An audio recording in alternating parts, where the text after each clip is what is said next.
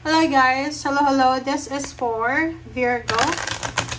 Virgo, welcome dito sa aking channel, Kapalaran 888. Welcome. Congratulations Virgo. A win-win outcome is forecast. Full moon in Libra. So, yung message natin na hanapin ngayon Virgo is the new moon in Aries. So, new moon is refresh, reset, rebirth. So, whatever man yan na magre-rebirth sa'yo, magsisimula, fresh new beginnings, whatever man, sinasabi ng barahan na panalo ka. Okay? Yun yung first card mo, panalo ka na agad. Congratulations, Virgo.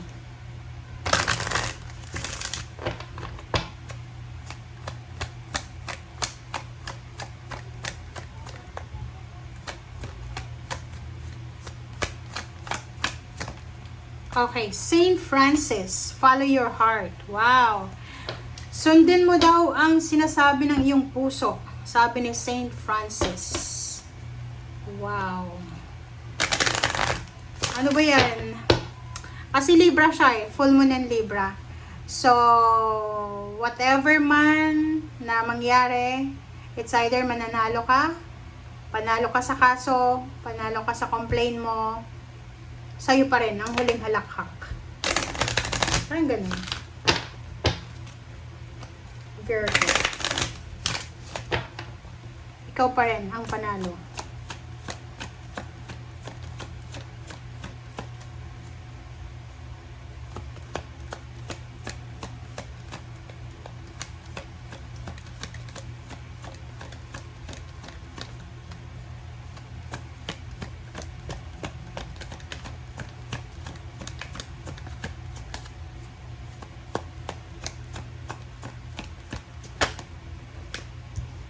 Okay, occupation, 34. Virgo, nakikita ko sure dito na sobrang busy ka. It's either nagtatrabaho ka sa gabi, sa umaga, overtime, weekends, sobrang workaholic ka. Napaka-workaholic mo.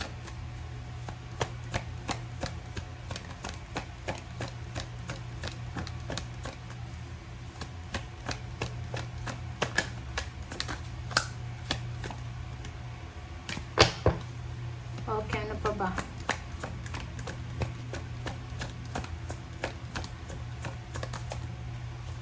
Okay, imprisonment. So, nakikita natin dito, merong mga Virgo na you're imprisoned sa trabaho mo. Para sinasabi kasi ng baraha sa'yo dito na nagtatrabaho ka sa umaga, sa gabi, sa overtime, nag-overtime ka pa, may weekend ka pa, may mga extra curriculars, activities ka pa na pinagkakakitaan, part-time, or whatever man siya. Parang nakikita ko sa'yo dito na wala ka bang day off, or wala ka bang break. Kasi dito sa barang to, parang nakagapos ka, naka-attach ka sa trabaho mo. And imprisonment, this is scarcity. So, pwedeng marami kang kailangan na bayaran na bills, marami kang utang, kailangan mong mag-ipon ng pera, kaya kailangan mong magtrabaho ng magtrabaho.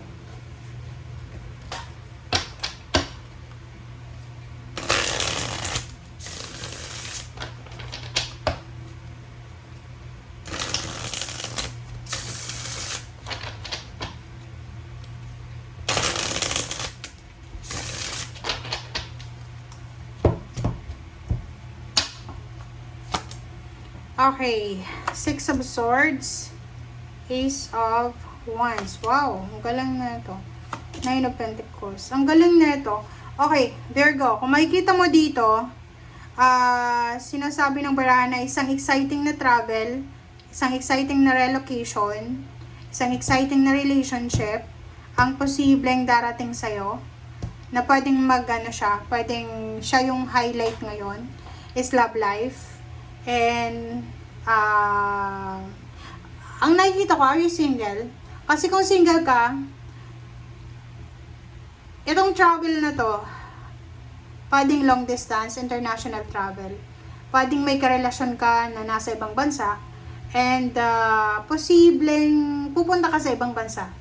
Okay, it's either tourist or fiancé visa. And nakikita natin dito na yun yung parang magiging stepping stone mo para dito sa Nine of Pentacles. Posibleng doon mo makukuha yung financial success na yan. Another is isang exciting na love life ang posibleng magsisimula. Another is another relocation. Relocation siya, travel, na posibleng magdadala sa'yo to ng financial success. Ang ganda ng baraha mo, Virgo. Two of Swords. Kaso lang, nakakaloka ka, Virgo. Sayang yung opportunity, oh. Kasi tingnan mo, sabi ng baraha dito, there's an opportunity of long-distance relationship. There's an opportunity of long-distance job. There's an opportunity of long-distance, exciting na travel, relocation. Pero ikaw, hindi mo siya tatanggapin. Kasi hindi ka naman sigurado, and at the same time, pagod ka, or ayaw mong mapagod. And sinasabi ng baraha sa'yo na posible na etong mangyayari sa'yo dito ay siya yung talagang siya talaga yung success mo eh. Ang problema, there's a devil here. You are tempted na huwag tanggapin. You are tempted na magpahinga. Like, ang ganitong scenarios, ganito guys. Pwedeng ino-offeran ka, tapos na yung kontrata mo, ino-offeran ka ng renewal ng contract. Pero ayaw mo, kasi pagod ka na. So, parang gusto mong magpahinga, early retirement, or gusto mong yung free ka, malaya ka.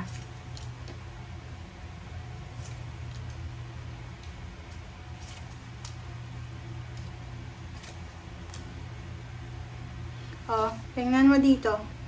Sabi ng baraha sa'yo dito, Virgo, ikaw ay posibleng magsisisi. So, kung yung message ng baraha ay posibleng magsisisi ka, kailangan mong pag-isipan doon ng mabuti. Sa love life, wag mong i-reject agad yung love life or wag mo agad na tatanggapin. Competition. Like for example, yun, gusto mong ma-promote, gusto mong tumaas yung posisyon mo sa trabaho, yung sweldo. Pero nung nag-apply ka na, nakikita mo na marami kayo na nag-a-apply. So, parang nag-self-pity ka, parang sasabihin mo, ko, hindi ako makakapasa dyan. Sabi ng baraha, no, bakit mo ba pinangungunahan ang mangyayari? Magsisisi ka pag pinangunahan mo. Okay, kailangan go lang ng go, kaya nga sabi dito win-win outcome eh. Panalo ka, so makukuha mo siya, so bakit ka nangihina? Bakit wala kang confidence? Okay? King of Cups, Six of Pentacles, and Page of Swords. Sabi ng baraha sa'yo dito, in the near future, okay, in the near future, there's a water sign, Pisces, Scorpion, Cancer, ang posibleng makakatulong sa'yo. Diba? So, if you need help, lapitan mo yung water sign, Pisces, Scorpion, Cancer kasi sila yung mga tao na possible na makakatulong sa'yo. Sa future siya. Huwag kang matatakot kasi win-win siya eh. So, follow your heart. Sabi ng baraha sa'yo dito. Kasi dito guys, alam mo dito, ang ganda ng baraha mo. Kasi pwedeng love life to. Financially stable na love life. Lump sum of money, job, offer. Libreng sasakyan, libreng service. Exciting siya ka. Kaso natatempt ka na wag tanggapin. So, yun. Thank you for watching. Bye!